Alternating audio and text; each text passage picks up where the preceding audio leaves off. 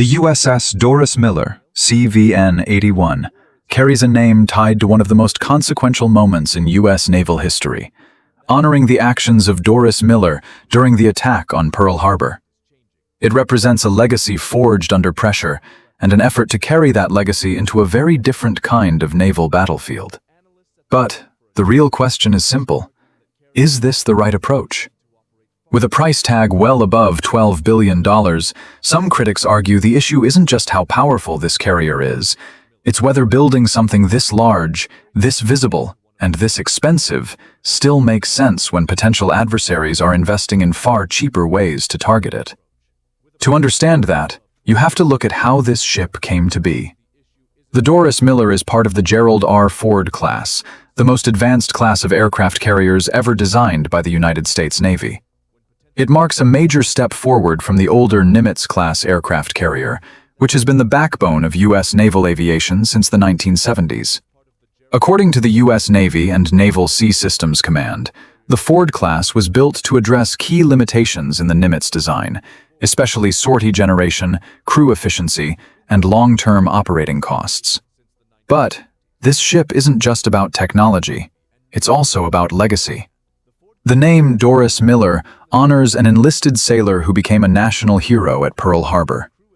Despite having no formal combat training, Miller stepped into action, manning anti-aircraft guns and helping carry wounded sailors to safety under fire. For that, he was awarded the Navy Cross. Construction of the Doris Miller is now underway at Huntington Ingalls Industries in Newport News, Virginia, the only shipyard in the United States capable of building nuclear-powered aircraft carriers. The ship is expected to enter service later this decade, building on lessons learned from USS Gerald R. Ford, CVN-78, and USS John F. Kennedy, CVN-79. According to the Congressional Research Service, CVN-81 includes cost-saving measures and technical refinements, especially in systems that faced early reliability challenges. At a glance, the ship's size tells part of the story.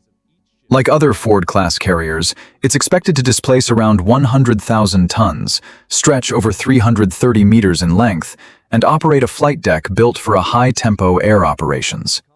It's powered by two advanced A-1B nuclear reactors, allowing it to operate for decades without refueling, while generating significantly more electrical power than previous carrier classes. And that power changes everything, because it doesn't just move the ship, it enables an entirely new generation of systems. One of the most important is EMALS, the electromagnetic aircraft launch system. Instead of using steam, EMALS uses electromagnetic force to launch aircraft. The result is smoother launches, less stress on airframes, and the ability to operate a wider range of aircraft, including unmanned systems. According to the Center for Strategic and Budgetary Assessments, this could increase sortie generation by up to 25%. But launching aircraft is only half the equation. Recovery matters just as much. That's where the advanced arresting gear system comes in, replacing older hydraulic systems with a more precise and adaptable design. According to U.S. Navy data, it improves safety and reliability across a wider range of aircraft. And that's what makes the Doris Miller more flexible than previous carriers. The carrier is expected to operate aircraft like the F-35C Lightning II, the FA-18E/F Super Hornet, and the E-2D Advanced Hawkeye. Together, they provide stealth, surveillance, electronic warfare, and strike capability, projecting power far beyond the horizon. But the real advantage isn't just the aircraft themselves, it's how they operate as a network. The F-35C, for example, is designed to act as a forward sensor, collecting and sharing data across the entire strike group. That means threats can be detected earlier, tracked more accurately, and engaged before they ever get close to the carrier. And that network is only expanding. Future air wings are expected to include more unmanned systems, extending range, reducing risk to pilots, and allowing the carrier to operate deeper into contested environments. In that sense, the air wing isn't just a collection of aircraft anymore. It's becoming an integrated system, built to see farther, react faster, and fight in ways earlier generations simply couldn't. According to the Rand Corporation, The addition of fifth-generation aircraft significantly improves survivability in contested environments. Defensively, the Doris Miller is not meant to operate alone. It serves as the centerpiece of a carrier strike group. Still, it carries its own layered defenses, including systems like the RIM-162, ESSM, and the Phalanx CIWS. According to the Center for Naval Analyses, its real protection comes from its escorts, destroyers, cruisers, and submarines, forming a layered defensive network. But all of this comes at a cost. The Ford-class program has faced criticism for overruns and technical challenges. Early issues on CVN-78 raised concerns about reliability and maintenance. Reports from the Government Accountability Office have pushed the price of each ship into the $12 to $13 billion range. Which brings us back to the central question. Is a single ship, no matter how advanced, worth that level of investment? Because globally, the competition is changing. China's newest carrier, the Fujian, signals a clear shift in capability.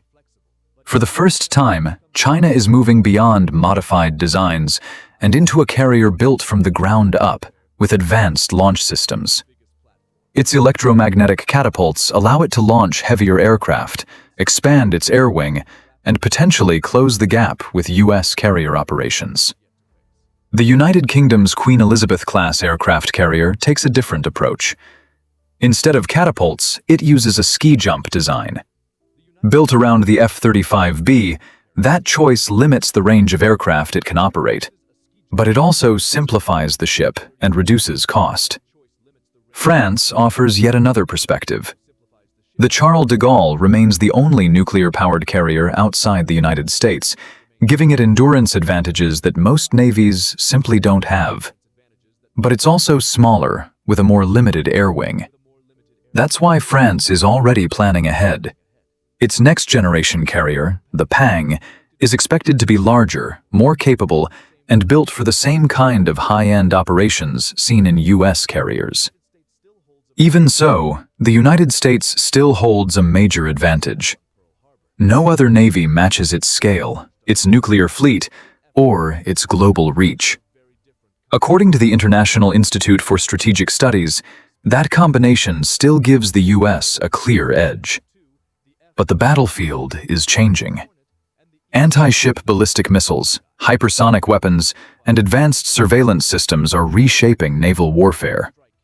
Analysts at the Center for a New American Security argue that carriers like this may need to operate farther from threats, relying more on long-range aircraft and unmanned systems.